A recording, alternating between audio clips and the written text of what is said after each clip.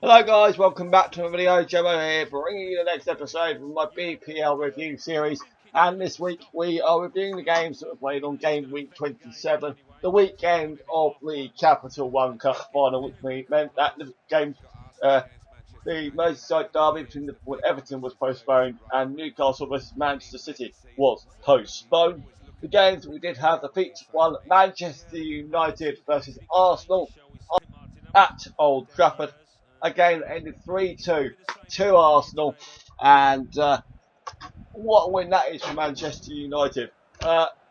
Marcus Rashford, the youngster, the 18-year-old, getting Manchester United 2-0 up. Amazing scenes at Old Trafford, and it was just.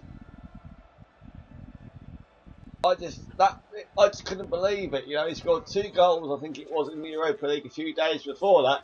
So it was absolutely phenomenal for him. And he even set up the 3rd goal for Ander Herrera as well. And that result meant that Arsenal's title hopes, as they do every year, derailed once again. And massive result there for Manchester United. Welbeck and Mesut Ozil getting the 2 goals for Arsenal. Massive win there for Manchester United. Tottenham 2, Swansea City 1. Paloski or scoring for Swansea after 19 minutes, and then Tottenham getting 2 in 7 minutes to give them a 2-1 win. And that meant that at the time Spurs would be back within 2 points of league leaders Leicester. The surprise package, as we know, of the season. And I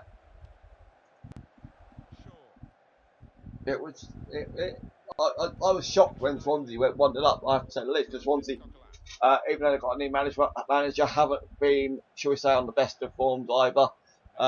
Spurs obviously high flying in the league, doing well, and are definite title contenders along with Leicester City, of course.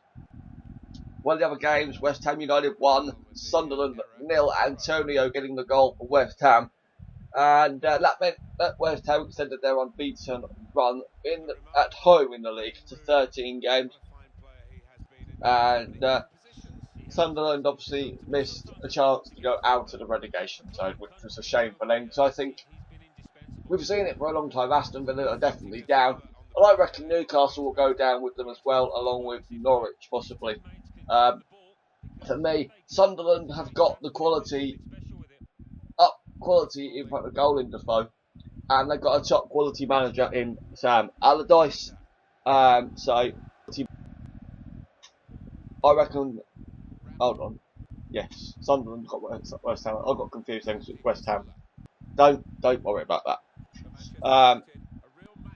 Leicester versus Norwich. Leicester do it again. They win another game in the Premier League to stay top. An 89th minute winner from Leonardo Ochoa. 0-0 at half time, obviously, and that meant that Leicester's lead at the top of the table meant that their lead was extended to 5 points, and denied Norwich a draw that would have been fair. And I'm rooting for Leicester, all purely because I want to see Gary Lineker doing the first match of the day of next season in just his undies. That's right, you've heard it here. Check his Twitter if you want to know more about that situation. Southampton 1, Chelsea 2. Long putting Southampton 1-0 up on the brink of half time. A good goal from Long. And I remember this one very well because I was listening to it on Chelsea TV, and we didn't play well at all. I remember the goal from Southampton. Baba Rahman put the ball in his path, for God's sake. Like, I'm watching it back on Match of the Day, and it's like, what the hell are you doing, Baba Rahman? You know, if you got the ball, at least clear it. That's the whole idea of your, I don't know, your job. But luckily enough, Fabregas's goal. How on earth did Fabregas's goal get in? I couldn't believe that Butland didn't. Was it Butland didn't go? I think it was. It was Butland didn't go, wasn't it? I think. Yeah, I'll just go with that. No, who was it? Hold on. No, Forster, not Butland. Butland's at Stoke, for God's sake. I'm getting confused. Forster in goal for Southampton, and that win for Chelsea meant that. What the hell? Whoa! What the hell? I just clicked on the video. It wasn't seriously clicked on the BBC Sport app.